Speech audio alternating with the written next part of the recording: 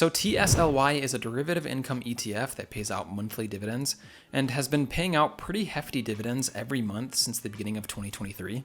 This is a Yieldmax ETF, and as you might know, each of these ETFs trades options on a certain single tech stock like Apple, Nvidia, Amazon, and now Microsoft. And the income made from trading those options is then paid out each month in the form of dividends. And with the tech sector performing well this year, the distribution rate for each of these ETFs has been significantly high. There's 11 Yieldmax ETFs now to choose from, and TSLY, of course, is the ETF that writes call options on Tesla stock. And I recently went over TSLY in a previous video and kind of did a brief overview of the ETF. And I mentioned how I recently bought only 2 shares of the fund just to start out with and see if it's something worth holding. And I did get made fun of just a little bit in the comments for only buying 2 shares.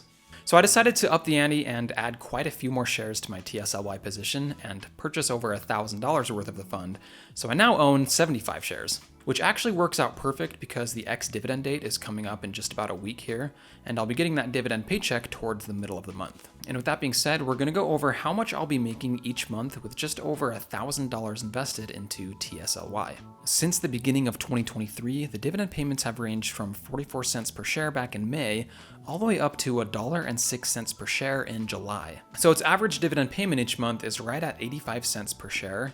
So going forward, let's just assume this next one coming up will be about that much. With 75 shares, and since I bought a few days before the X date, my next dividend payout for this position should be about $63.75. And unless I change anything with this position, that's about how much I'll be making each month going forward. Which means that in order to make $1,000 a month in dividends from TSLY, you would need to own about 1,200 shares, or just over $17,000. And $17,000 is a good amount of capital, but it's actually a pretty low amount required to make $1,000 a month in dividend income, which is essentially passive income. To put it in perspective, you would need about $150,000 invested into JEPI in order to make that $1,000 a month in dividends. So only needing 17 grand is pretty unheard of. But you have to remember that all these Yieldmax ETFs are fairly new and don't have much of a track record, plus they experience a significant amount of volatility as well.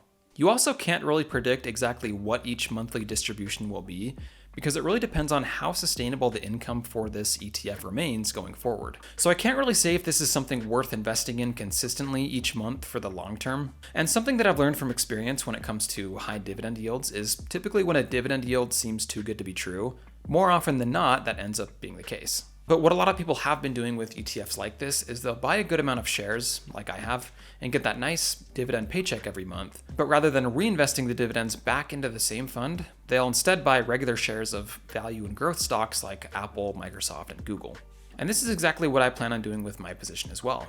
Even with over $1,000 invested, it only consists of about 2% of my portfolio. And as those dividend payments come in every month, I'll be adding that cash to some of my other positions like JEPQ, or even some of the growth stocks in my portfolio like Apple and Microsoft. So I like to compare ETFs like this to both JEPI and JEPQ, because in my opinion, these two are kind of the gold standard among all the different derivative income ETFs.